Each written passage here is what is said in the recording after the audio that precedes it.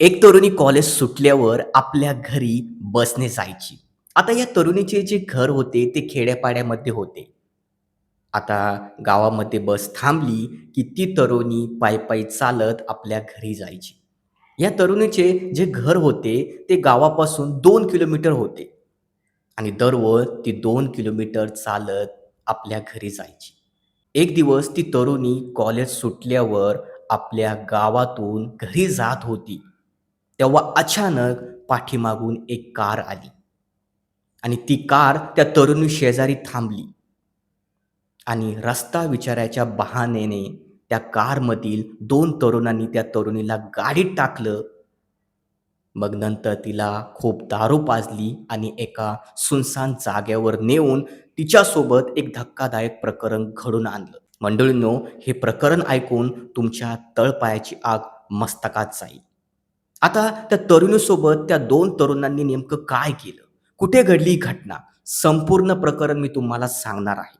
पण अजूनही मंडळींनो तुम्ही या व्हिडिओला लाईक केली नसेल तर लाईक करा आणि चॅनलला आत्ताच सबस्क्राईब करा जेणेकरून तुम्हाला पुढील घटनेचे अपडेट मिळत जातील. मंडळींनो, ही घटना घडली आहे पुणे जिल्ह्यामधील एक जुन्नर तालुका आहे आणि या जुन्नर तालुक्यामध्ये एक नारायण गाव आहे. तिथं ही घटना घडली आहे. या गावामध्ये एक 18 वर्षीय तरुणी राहत होती. आता ही तरुणी शिक्षण घेण्यासाठी शहरामध्ये जात होती. कॉलेज सुटल्यावर ती तरुणी गावामध्ये बस थांबली, की गावातून उतरून ती आपल्या घरी पायी-पायी 2 किलोमीटर चालत जायची. आता गावामधून घरी जेव्हा ती पायी-पायी जात होती, तेव्हा तिच्या ओळखीचे खूप लोकं तिला भेटायचे. तिला म्हणायचे, की "तू आमच्या गाडीवर बस, आम्ही तुला घरी सोडवतो." पण ती कोणाचंही ऐकत नव्हती आणि कुणाच्याही गाडीवरती बसत नव्हती. मंडळींनो, 2 डिसेंबर 2025 चा तो दिवस होता. जेव्हा ती तरुणी कॉलेज सुटल्यावर गावामधून आपल्या घरी पायी-पायी चालत जात होती, तेव्हा अचानक तिच्या पाठीमागून एक कार आली आणि ती कार तिच्या शेजारी थांबली. रस्ता विचारायच्या बहाण्याने त्या कारमधील 2 तरुणांनी त्या तरुणीला गाडीत ओढलं. तिला खूप मारलं आणि मारल्यानंतर त्या तरुणीला दारू पाजली आणि मग त्या तरुणीला एका धरणाकडे त्या 2 तरुणांनी तिला नेलं. जेव्हा त्या 2 तरुणांनी त्या तरुणीला धरणाकडे सुनसान जागेवर नेले, तेव्हा त्या तरुणीचे त्यांनी कपडे काढायला सुरुवात केली. 2 तरुणांनी तिच्यावर आळीपाळीने संबंध ठेवले. आता ती तरुणी ओरडायला लागली, "वाचवा, वाचवा!" पण आजूबाजू कोणीही माणसे नव्हती. आजूबाजू खूप सन्नाटा होता. ती तरुणी रडायला लागली, पण तिचा आवाज कोणीही ऐकला नाही. त्या 2 तरुणांनी त्यांचे मन भरस्तवर तिच्यासोबत संबंध ठेवले आणि संबंध ठेवून झाल्यानंतर त्या तरुणीला त्यांनी धमकी दिली, की "आमच्याविषयी जर तू कोणाला सांगितलं, तर आम्ही तुला मारून टाकेल."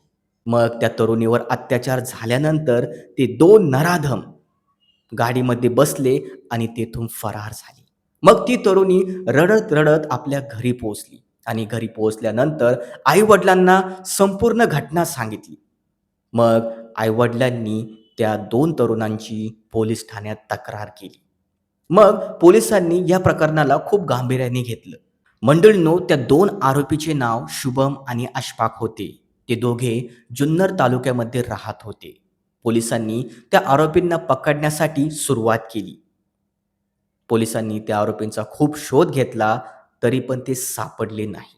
मग कोणीतरी पोलिसांना बातमी दिली, की ते आरोपी रांजणगावमध्ये आहे. मग पोलीस रांजणगाव येथे गेले. मग त्यांनी त्या 2 आरोपींना पकडले आणि त्यांना अटक केली. पोलिसांनी त्या 2 आरोपींना न्यायालयात हजर केले. मग न्यायालयामधील निकालानंतर त्या 2 आरोपींना पोलीस कोठडी सुनावली. मात्र मंडळींनो, त्या 2 आरोपींना त्यांच्या कर्माची शिक्षा भेटली. पण त्या कॉलेज तरुणीचे काय? तिच्या आयुष्याचे वाटोळे झाले. मंडळींनो, तुम्हीच बघा आता समाजात आई, बहिणी, मुलगी सुरक्षित राहिल्या नाही. दिवसेंदिवस असे प्रकार घडत आहे. या घटनेचा उद्देश कुणाच्या भावना किंवा अश्लीलतेचा प्रसार करणे नाही. ही घटना फक्त आम्ही जनजागृतीसाठी सांगत आहे. तुमची काय प्रतिक्रिया या घटनेबद्दल आम्हाला आत्ताच कमेंटमध्ये कळवा. आणि हां, अशा सत्य घटना ऐकण्यासाठी या चॅनलला तुम्ही आत्ताच सबस्क्राईब करा. तर चला मंडळी, पुढच्या व्हिडिओमध्ये एका नवीन घटनेमध्ये मी तुम्हाला भेटतो. तोपर्यंत जय महाराष्ट्र.